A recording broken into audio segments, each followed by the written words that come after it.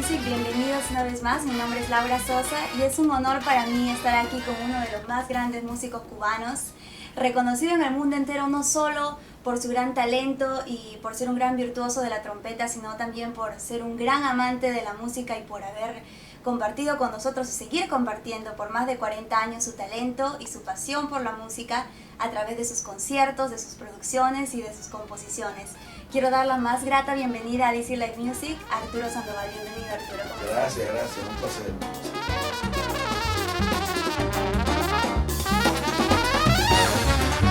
Bueno, yo creo que una palabra que describe a Arturo Sandoval es libertad.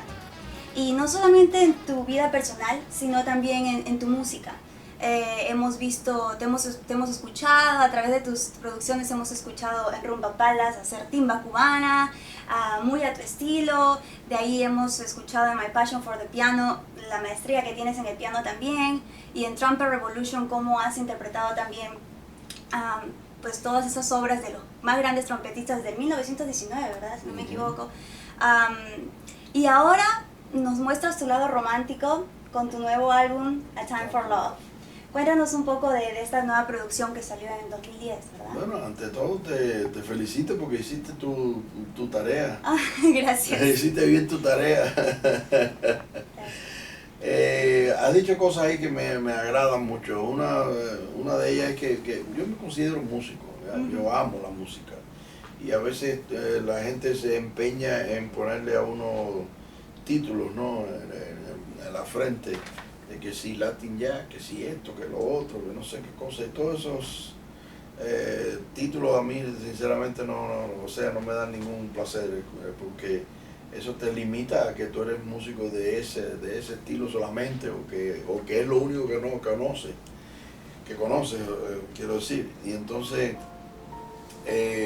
yo cuando me muera quiero ser recordado como una persona que amó, que vivió, sufrió y le debo todo a la música.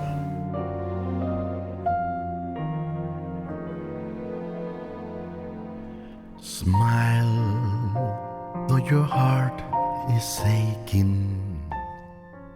Smile even though it's breaking. When there are clouds. Es un tipo de disco que yo quise hacer por muchos años, pero es un poco difícil a veces con las disqueras. La industria, las disqueras a veces pues, se empeñan en hacer lo que ellos consideran que es la vía más fácil, sin sacrificar nada y sin pensar mucho en la parte artística del negocio, ¿no? Sino van a lo puro comercial, al mercado, cómo vender las cosas más fácil, cómo hacer su dinero.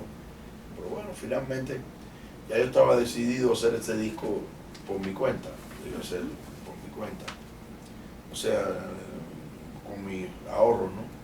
Y el pianista que yo le había pedido para que tocara en el disco, me dijo, ¿qué disquera tiene interesada en esto? Digo, hasta el momento ninguna, lo voy a hacer yo mismo.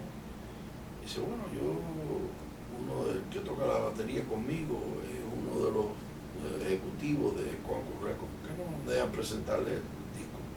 A ver qué opinan, qué quieren, qué dicen. Y le presentó el proyecto del demo que yo había hecho del disco. A ellos les gustó la idea y me llamaron y lo hicimos.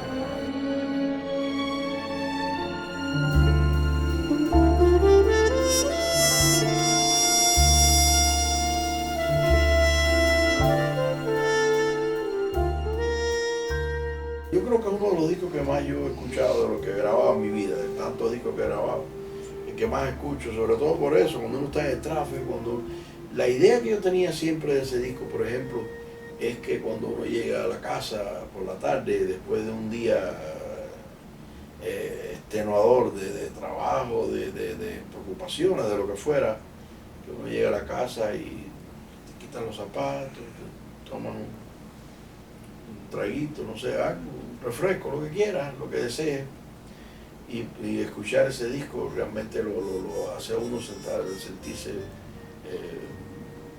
O sea, te relaja y te deja enfrascarte en ese mood del disco, ¿no? En ese vibe del disco que es muy agradable, sinceramente. Yo estoy muy feliz, muy contento de haberlo hecho. Definitivamente no hay duda que una carrera tan exitosa como la tuya ha tenido que pasar muchos obstáculos. Y en tu carrera los obstáculos empezaron casi desde el inicio. Es que no paran. No paran. Me gustaría que cuentes en específico la anécdota de cuando tenías 10 años en tu ciudad y fue tu primer encuentro con la trompeta y en general con la música. Y si podrías compartir esa experiencia que tuviste. En mi pueblo, donde yo crecí, un pueblo pequeño, un pueblo en medio del campo de Cuba, pues empezaron a hacer como una especie de una bandita de estas municipales, una bandita de pueblo, en el ayuntamiento del pueblo. Y entonces muchos muchachos que vivían en el área donde yo crecí, pues ingresaron en esa banda y ahí ingresé yo también. Empezamos ahí, me dieron algunos instrumentos a tratar y ninguno me complacía mucho, ¿no? Y un buen día empecé a mirar así de reojo, empecé a mirar la trompeta y dije, yo creo que este es el que más me gusta de todo. Y entonces hablé con el maestro y le dije, maestro, yo creo que finalmente he hecho mi decisión, yo creo que es la trompeta, ¿no? Dice, qué pena porque ya no queda ninguna trompeta, así que no sé qué, pero no puedo ayudarte en cuanto a eso. Digo, maestro, y si yo consigo una trompeta, usted me deja tocar la banda.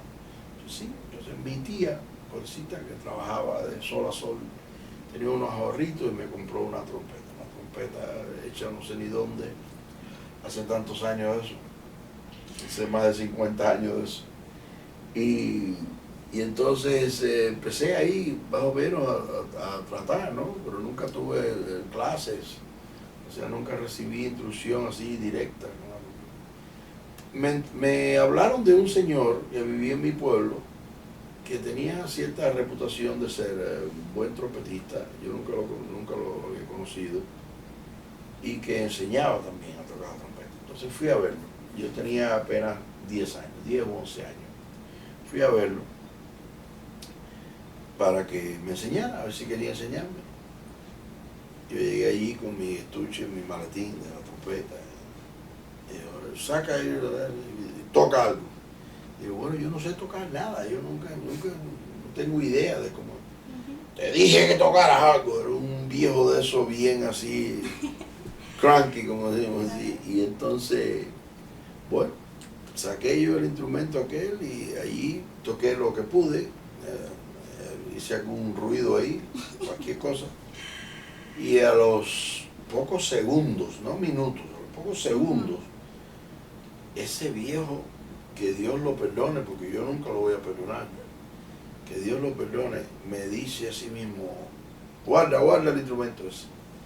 Y te voy a dar un consejo, no pierdas tu tiempo, ni me lo hagas perder a mí tampoco.